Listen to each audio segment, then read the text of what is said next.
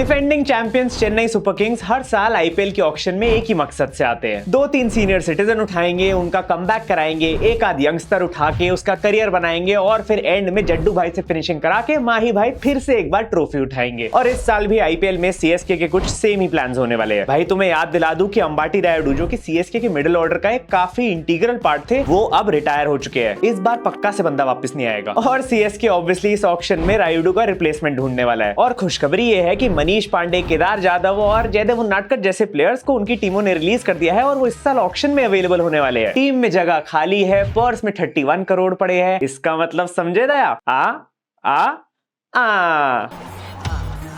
देखो भाई, IPL auction है 19 दिसंबर को और मैं तब तक कोशिश करूंगा कि कुछ वीडियोस निकालूं जिसमें हम सारी टीम्स को कवर कर ले, ताकि तुम्हें पता लग जाए कि तुम्हारी फेवरेट या तुम्हारी ओपोनेंट टीम कौन से प्लेयर को टारगेट कर सकती है इस ऑक्शन में। और इस वीडियो में तुम समझ ही चुके होगे, हम माही भाई की टीम यानी सीएसके की बात करने वाले हैं, क्योंकि मेरे हिसाब से उनके पास 3 पोजीशंस ऐसी है जो वो फिल कर सकते हैं। तो भाई इस चैनल को भी सब्सक्राइब कर देना ताकि तुम्हें रेगुलर अपडेट्स आते रहे इन सारी वीडियोस के। देखो भाई, फाइनली ये एमएस धोनी का लास्ट ईयर हो सकता है। फिर से पूछ रहा हूँ, लास्ट ईयर ही है ना? I mean, हाँ भाई, बंदा 42 इयर्स का हो गया है, फिर भी एक और सीजन खेलने आ रहा है। और ये सीजन आई थिंक सिर्फ और सिर्फ अपने फैंस के लिए है। क्या मतलब गौतम गंभीर इस बात के लिए भी क्रिटिसाइज कर रहा है माही भाई को? हाय हाय, इतना सुकून। मतलब तुम खुद सोच लो भाई, पैसे और अटेंशन की कमी थोड़ी है माही भाई के पास, और ट्रॉफीज भी काफी हो ही गई है। फिर क्या ही मोटिवेशन हो सकती है इस बंदे के लिए इंजर्ड नी के साथ सीएसके के लिए एक और सीजन खेलने की? ये भाई वेल एंड ट्रूली हम सबके लिए प्यार ही है माही भाई का, जिस वजह से बंदा एक और सीजन खेलने आ रहा है। एंड आई थिंक इसीलिए ये सीजन ऑफ आईपीएल बहुत ज्यादा स्पेशल होने वाला है सीएसके के लिए तो ऑब्वियसली, लेकिन हम क्रिकेट फैंस के लिए भी। जय शाह को स्क्रिप्ट्स में ओवरटाइम करना पड़ेगा इस बारी, बस कहीं गलती से माही भाई के लास्ट सीजन में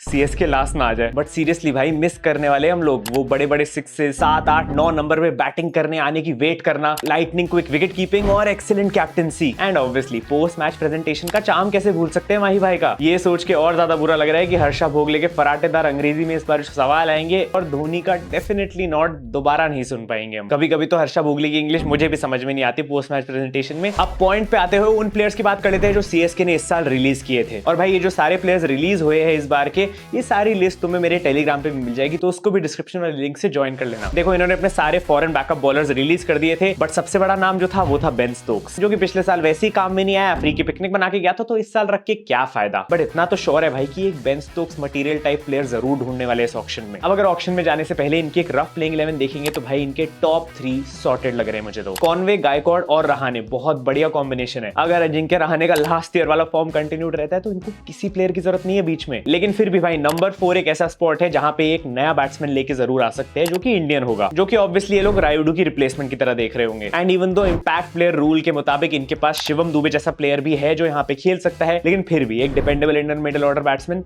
जरूरी तो है। तो इस मिडिल ऑर्डर स्पॉट के लिए अपने पास 3 तगड़े ऑप्शंस है। पहला तो सभी जानते हैं भाई, और माही भाई खुद भी जानते हैं, मनीष पांडे, जो सीएसके के सारे क्राइटेरिया फुल करता है। और अब इट्स हाई टाइम की बंदा माही भाई के अंडर आ जाए और एक बार अपनी कमबैक कर ही ले, क्योंकि लास्ट सीजन है, इसके बाद मौका नहीं मिलेगा मनीष भाई। मैं तो कहता हूँ माही भाई को फोन मिलाओ और आ जाओ सीएसके में। अब अगर मनीष पांडे किसी रीजन से नहीं आ पाते तो एक फ्यूचर पर्सपेक्टिव से एक सेकंड ऑप्शन के लिए जा सकते हैं, जो कि इंडियन विकेट कीपिंग ऑप्शन भी होगा, क्योंकि तुम्हें माही भाई को एज अ कीपर भी तो रिप्लेस करना है। इवन दो कॉनवे है इनके पास, लेकिन फिर भी भाई एक इंडियन कीपर होना जरूरी है, जो कि अच्छा हो और डिपेंडेबल हो और थोड़ा एस्टैब्लिश्ड हो। तो यहाँ पे मेरा सेकंड ऑप्शन केएस भरत है, जो कि माही भाई की कैप्टनसी के अंडर आई थिंक अच्छा ग्रूम हो सकता है। फाइनली थर्ड ऑप्शन, जो कि मैं उतना इंक्लाइंड नहीं हूँ, लेकिन Karun Nair is another player जो कि रिलीज हुआ है इस साल, तो वो भी इस पोजीशन पे आके खेल सकता है। अदर देन दैट मनन बोहरा या मनदीप सिंह जैसे प्लेयर्स भी अवेलेबल रहेंगे। इन सबको फॉर्म की बहुत ज्यादा जरूरत है। माही भाई जलवा दिखा दो, बन जाएगा।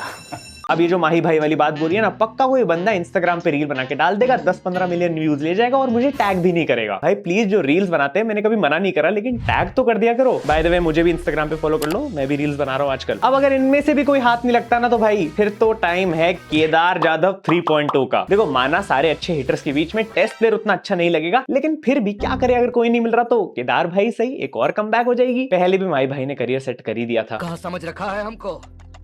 वैसे भी आरसीबी ने रिलीज करा है, तो केदार जाधव का बेस प्राइस 2 करोड़ है। सोचो अगर किसी ने केदार जाधव को पिक कर लिया तो बंदा 2 करोड़ में आईपीएल खेलेगा, और रिंकू सिंह वहां 55 लाख में खेल रहा है, जो इस समय इंडिया का बेस्ट T20 प्लेयर है। तेरे में किस बात का एटीट्यूड है भाई। यार आगे बढ़ते हुए इनके पास फिनिशिंग में काफी अच्छे ऑप्शंस है, जड्डू, मोइन अली और महेंद्र सिंह धोनी, जो कि अपने हिसाब से 7, 8, 9, 10, 11 किसी भी पोजीशन पे आके खेल सकते हैं, बस खेल ले आके। इनफैक्ट मोइन की जगह ये लोग सैंटनर को भी खिला सकते हैं, almost like for like replacement है। फिर आती है फाइनल 4 की बॉलिंग, जिसमें आते हैं दीपक चहर, मथीशा पतिराना, तुषार तुषार देशपांडे / मुकेश चौधरी एंड एंड में थीक्साना। देखो अब यहाँ पे बॉलिंग में तुम्हें प्रॉब्लम दिख ही रही होगी। देखो सीएसके का हर फैन जानता है कि दीपक चहर पूरे सीजन में 2 या 3 मैच से ज्यादा तो नहीं खेलने वाला। नहीं, रियलिस्टिकली बात कर लो, चलो 4 से 5 मैच से ज्यादा तो नहीं खेलेगा बंदा। Mukesh Chaudhary as an Indian bowler फिर भी सही है, पर तुषार देशपांडे तो यार तुम्हें पता है उसका एम होता है कि वो ऑरेंज कैप के लिए जाए, वो भी एज अ बॉलर। तो भाई अगर इंडियन बॉलिंग में मोए मोए नहीं करवाना तो एक फास्ट बॉलर लाया जा सकता है जो कि इंडियन हो, ताकि रिप्लेसमेंट में काम आए। एंड ठीक ठाक ऑप्शंस भी अवेलेबल है। कार्तिक त्यागी अवेलेबल है, जयदेव उन्नाडकट अवेलेबल है, शार्दुल ठाकुर अवेलेबल है, और माही भाई के अंडर तो हर्षल पटेल भी चल जाएगा। तो अपने इंडियन फास्ट बॉलर के लिए ये ऑप्शंस हो गए। अब फाइनली आखिरी पोजीशन जो मुझे लगता है बहुत इंपॉर्टेंट है। इन्होंने सारे फॉरेन बॉलर्स रिलीज कर दिए थे, तो इनके पास पथिराना के अलावा कोई और ऑप्शन नहीं है इस समय, और उसने इस साल वर्ल्ड कप में बहुत खराब खेला था। वो अलग बात है, वो माही भाई के अंडर मलिंगा बन जाता है, लेकिन फिर भी कोई खराबी नहीं है कि एक एक्सपीरियंस फास्ट बॉलर लेके आया जाए अगर इतना पैसा पड़ा है तो। और एक नहीं, इनको रिप्लेसमेंट भी चाहिए तो कम से कम 2 फास्ट बॉलर जरूर लेके आओ। तो फॉरेन बैकअप बॉलिंग में मैं बोलूंगा ये टिम साउदी या लोकी फर्गुसन या फिर इवन अलहारी जोसेफ जैसे बॉलर्स को लेके आ सकते हैं। लेकिन अगर मेन बॉलर सजेस्ट करोगे तो मेरे पास एक ही नाम आता है, और वो है पैट कमिंस। भाई आई थिंक ये सीएसके के लिए परफेक्ट पेसर रहेगा। देखो मेरी बात सुनो, मैं यहाँ थोड़ा आगे का सोच रहा हूँ सीएसके के लिए। नेक्स्ट ईयर माही भाई नहीं होने वाले। जड्डू कैप्टनसी ट्राई कर चुका है सीएसके की एंड ही हैज फेल्ड। और ऋतुराज डेफिनेटली कैप्टन मटेरियल है, लेकिन थोड़ा सा अनपॉलिश्ड है और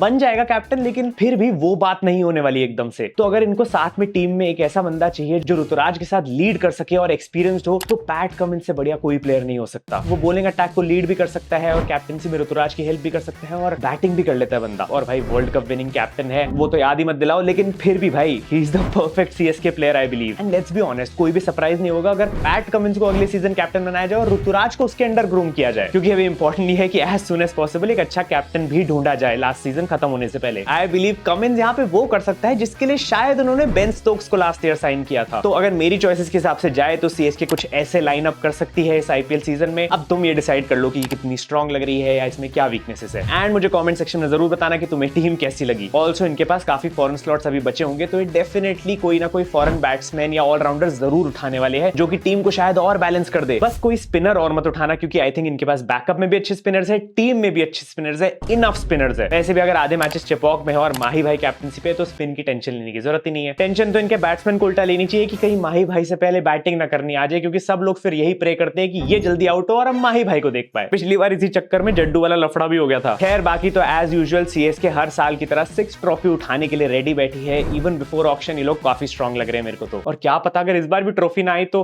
माही भाई फिर से डेफिनेटली नॉट बोल दे। अब भाई अच्छा थोड़ी लगेगा अगर इन ट्रॉफीज के चक्कर में 2041 के आईपीएल में गिल अपना लास्ट आईपीएल मैच खेल रहा हो और सामने कैप्टनसी में 60 इयर्स के थाला खड़े हो सीएसके को लीड करते हुए। अभी भी एक बार फिर से डेफिनेटली नॉट बोलने के लिए रेडी, बट स्टिल यार ही इज थाला, he can do anything. Cricket, batting, bowling सब में 7 लेटर्स होते हैं, थाला फॉर अ रीजन। सब्सक्राइब में कितने थे? SUBSCRIBE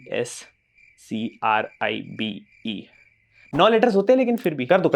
मैं जा रहा हूं अपनी अगली वीडियो पे काम करने, जो कि शायद मुंबई इंडियंस पे हो सकती है। मिलते हैं अगली वीडियो में। Thank you so much watching, love you all, bye bye.